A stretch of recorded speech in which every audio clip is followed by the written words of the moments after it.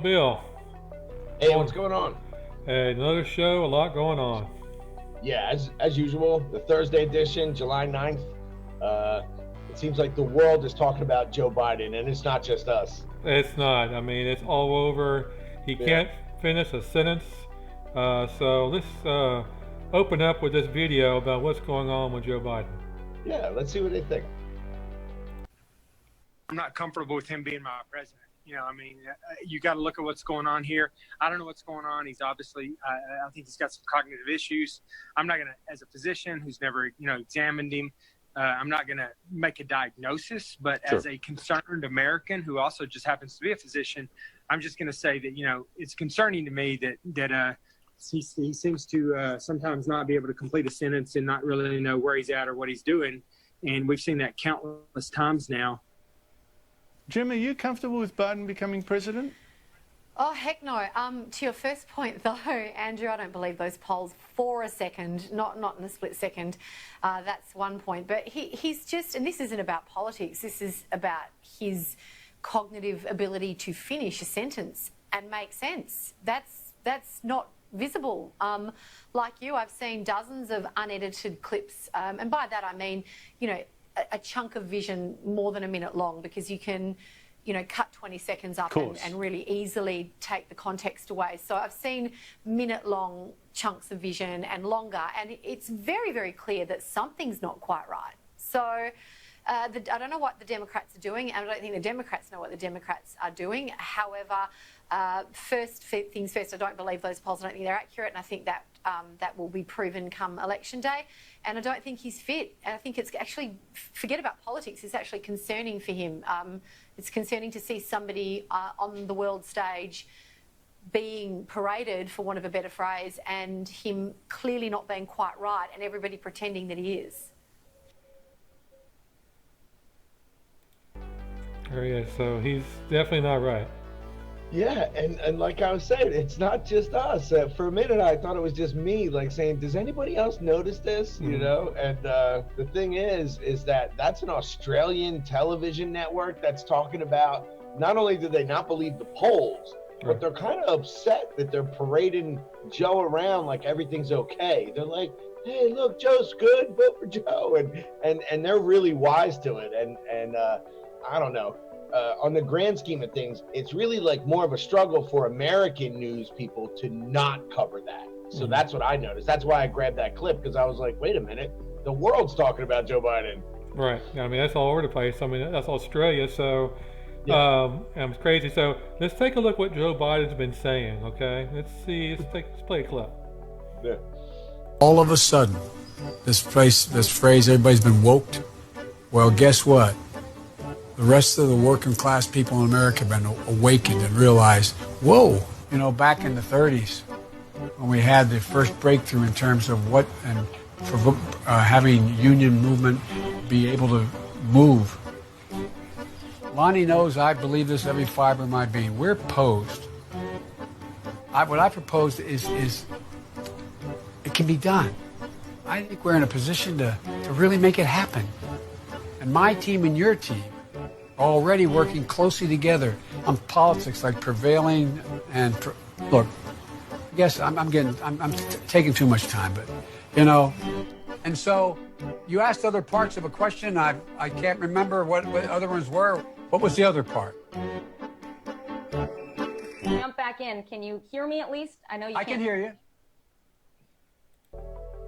There he is. I actually feel bad for him.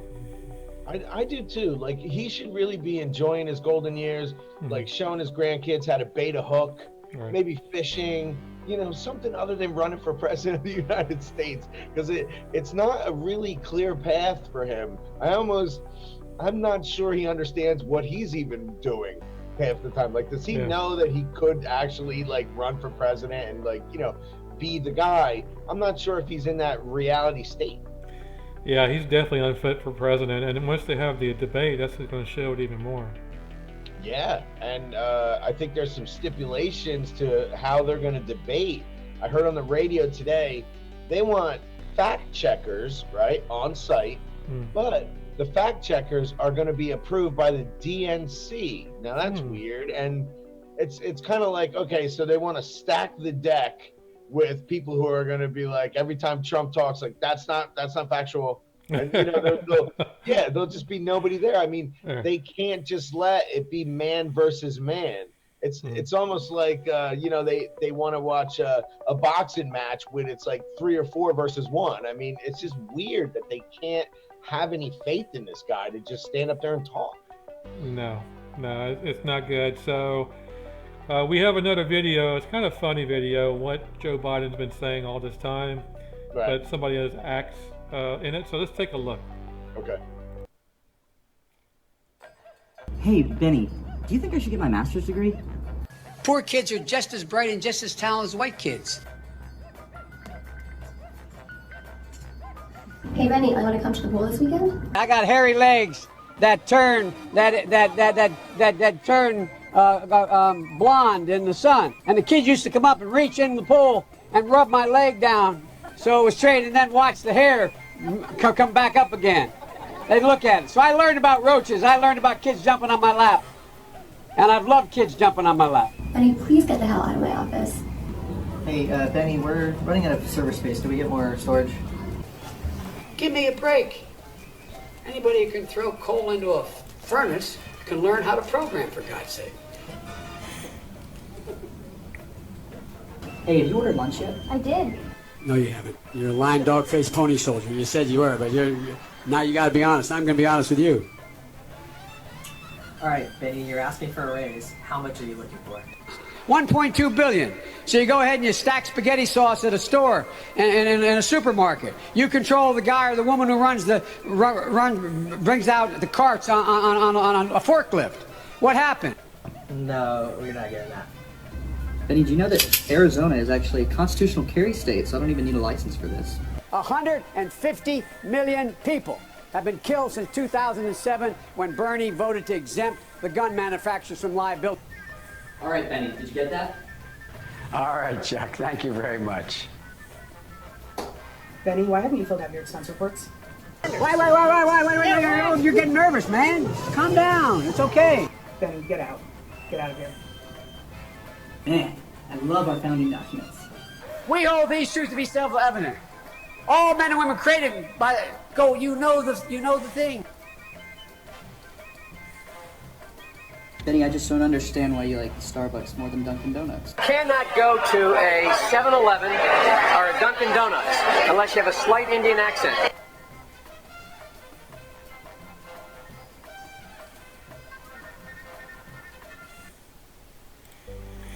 Don't be like Joe.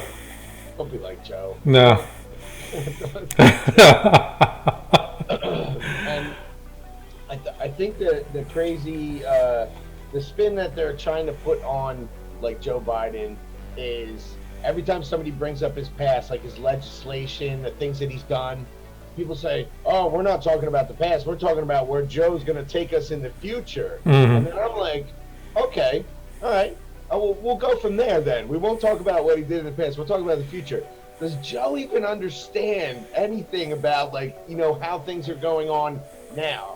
I mean, they literally teleprompter him everywhere, like he goes, and that's one of the other reasons why, the debate has all these stipulations, because they're going to put answers on the teleprompters for him. Oh, yeah. So, I mean, watching people defend him and find a valid point why he should be president, my head starts to spin. I'm like, do you even hear yourself? It's not going to be good at all. I mean, I'm telling you. They step all over themselves. They talk about his experience, so everybody goes, "Oh, well, Joe Biden, he's experienced." And I'm like, "Oh, yeah, did you ever take a look at what he did while he was in office?" "Oh, no. We don't want to talk about his past." Well, I thought we were talking about experience, So it's like they constantly flip the pancake back and forth, and things overdone at this point. Well, let's talk about his past. Let's take a look what he said about Mexico. Yeah. Okay, this is his past. This is what he says. Yep. And because of a corrupt system that exists in Mexico, there is the 1% of the population at the top, a very small middle class, and the rest is abject poverty. Folks, I voted for a fence. I voted, unlike most Democrats, and some of you won't like it, I voted for 700-mile fence. But let me tell you, we can build a fence 40 stories high, unless it changes the dynamic in Mexico. And you will not like this, and punish American employers who knowingly violate the law when in fact they hire illegals. Unless you do those two things, all the rest is window dressing. Now I know I'm not supposed to say it that bluntly, but they're the facts. They're the facts. And so everything else we do is in between here. Everything else we do is at the margin. The reason why parenthetically, why I believe the fence is needed is not related to immigration as much as to drugs. I'm the guy that wrote the National Crime Bill. I'm the guy that wrote the National Drug Track. I'm the guy that wrote the law that set up a drug czar. But let me tell you something, folks. People are driving across that border with tons, hear me, tons of everything from byproducts from methamphetamine to cocaine to heroin. It's all coming up through corrupt Mexico. There he is. So that's when he was able to put a sentence together. Yeah, and I'm old enough to remember when Democrats were actually the ones bringing up the border. Mm-hmm. I can remember that specifically, that was one of their stances, that we need to control the border. We need to have immigration, reform. We need to make sure that these people coming in are going to be the best people that we possibly get. All of that rhetoric was okay when they said it. You know what I mean? It was like, oh yeah, sure, that makes sense. We have a country to run here. But when Trump says it, it's like, you racist, crazy person. Yeah, he's a racist when he says it. Yeah. Joe Biden's not a racist, though. That's what I mean. And they just keep flipping this pancake. Right. And they're not taking it off when it's done. This thing is burnt, man. And they just keep flipping it. It's terrible. Oh, yeah, definitely. And so we have a Hispanic person talking about the border. Believes in part of the border patrol, by the way. So let's take a look. Okay. All right, Democrats, let's talk about all those Hispanic Latino issues you guys love to talk about. We'll start with the rapist comment. Trump saying all Mexicans are rapists. Trump never said that. He said, yes, some of the illegal immigrants coming over from Mexico are rapists. And that's objectively true. If you don't believe me, go talk to some of their rape victims and tell them that you don't think rapists have come from Mexico, because they have. Okay? It's just a fact. The point when he was running was that we need to vet people. We need to keep Americans safe and make that a priority. Those things are objectively true. He also said there's good people coming from Mexico, and there are. That's also objectively true. Next up, cages. Cages don't exist at our border. There's not dog cages there. There's chain link enclosures. They're called temporary detention facilities, okay? People move on from those, either go one direction or the other, or they go to a long-term detention facility, which has field trips, beds, everything that you would normally have, okay? Next up, let's talk about family separations. We separate children because 20,000 women and children a year are trafficked at our border, okay? There shouldn't be 2 people trafficked at our border, let alone 20,000. So yes, we separate children from their potential abusers regularly. And those so happen to be parents sometimes. Yes, they do. But you know what? Out of an abundance of caution for children's safety, we do have to separate to determine if there is a familial tie or not. That means DNA tests, that means interviews, that means reaching out to consulates, whatever you have to do to make sure a child's safe. So yes, the word separate is not pretty. It gives you an emotional reaction, just like the word cages does, but that's the point of this, isn't it? That's what CNN and MSNBC want from you. They want an emotional reaction. That's why they use the word cages. That's why they use the word separate, and they never used them under Obama, even though Obama, yes, in fact, built the cages. Check any left-wing fact-checking website, and they will tell you that's true. Lastly, stop using the word Latinx. Us Latino people don't want to be called Latinx. I know you probably have some woke friend that went to UCLA who told you that, Latinx is part of the struggle and they need to be called that to feel like they're whole, but the rest of us don't. So stop calling us that. It just makes us think that you're really ridiculously stupid. There we go. So, very, very good. Sums it all up and what's going on the border. Yeah, and for the most part, I can honestly vouch for the Latino people that I know, that I come in contact with every day or I work with.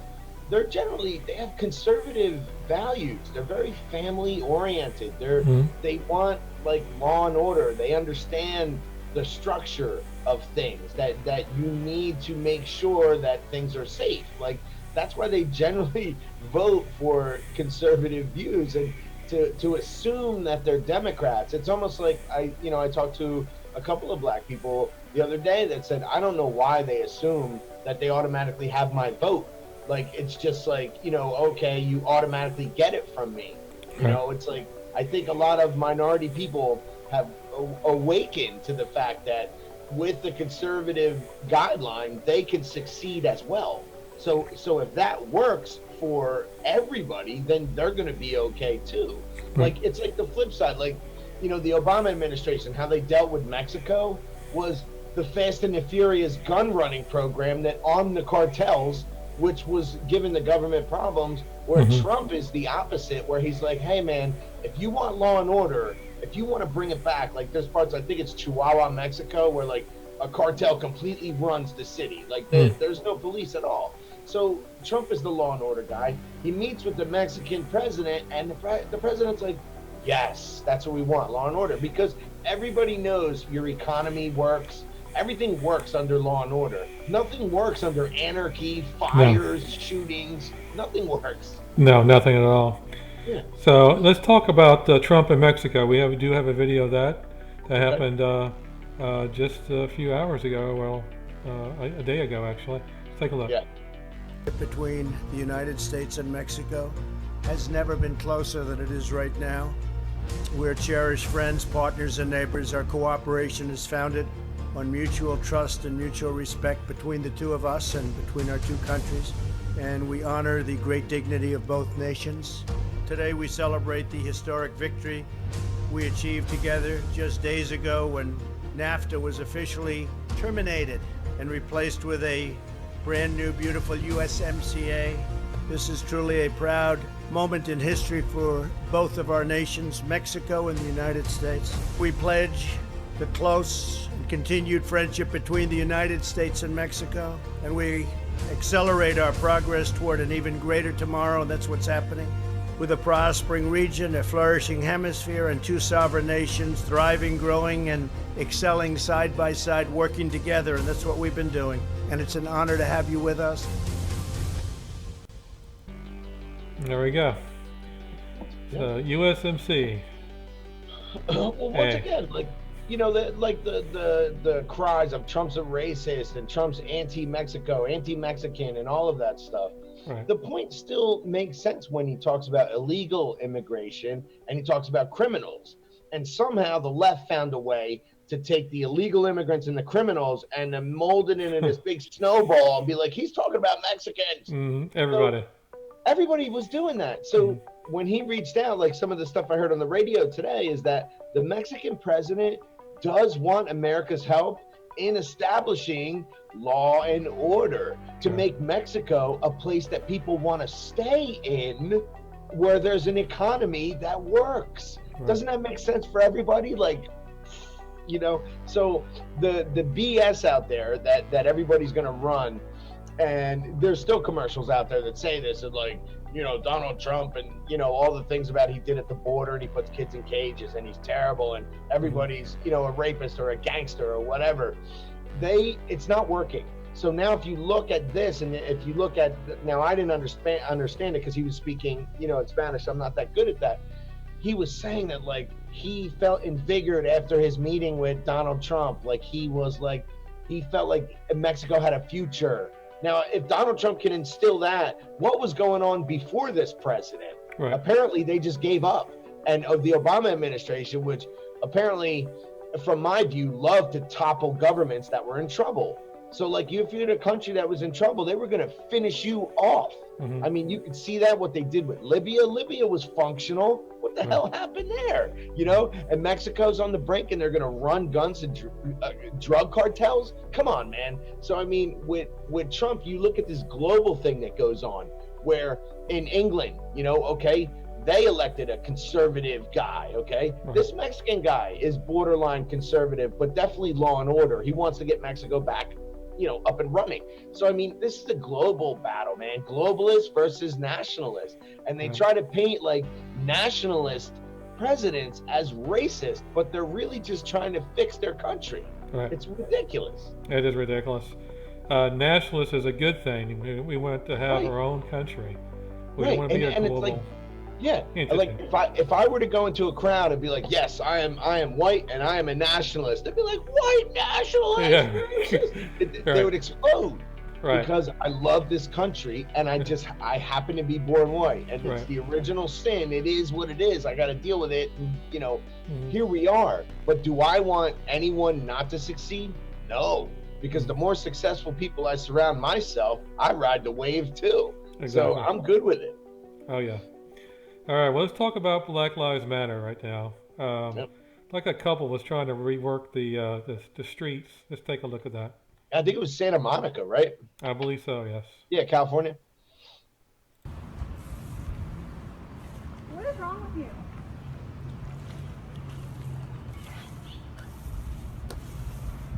We're sick of this narrative, that's what's wrong. The narrative of police brutality, the narrative of oppression, the narrative of racism. It's a lie. America's great. It's a lie. This is racist. What you're doing. This is racism is what it is. That's what it is. There is no oppression. There is no racism. It's a leftist lie. It's a lie from the media, the liberal left. You can't be that stupid, can you? No, but you can be. You are the idiot in this scenario. Keep this shit in fucking New York. This is not happening in my town. I'm fucking serious, dude. I'm getting old.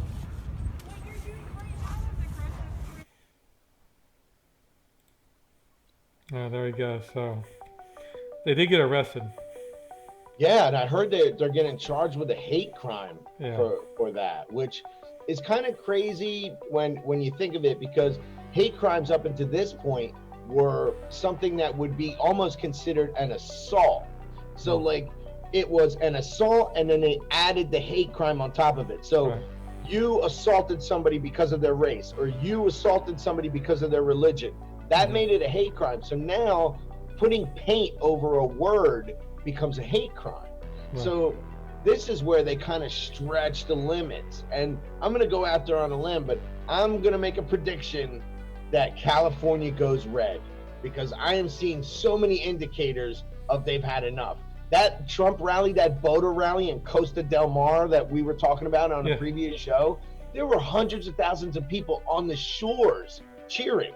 So California is turning, and they don't want to admit it. And you'll never see that on the media that California is turning red. They're sick of it. They're over it. So I'm going to make a prediction. It's always going blue, but I'm saying it's going red in November. All right. I hope so. That sounds good. You heard it first. All right. Well, we have another speech about Black Lives Matter, and it doesn't look good. I mean, this is not a good feeling here. Let's take a look. Okay. States of America. Liberty is ours to take. If they don't let me in the front door, I'm gonna come in the motherfucking back. Period. We're coming in that bitch. Do not quit. Do not quit. This is not the end. This is the very beginning. And it's gonna be very bloody. There's gonna be lives, there's gonna be deaths, and guess what? Some of us don't give a fuck because we've been through a whole lifetime of blood and agony and pain and anguish. Stand the fuck up. I appreciate every one of you humans that are out here on the front line for Black Lives Matter. No lives matter until Black Lives Matter.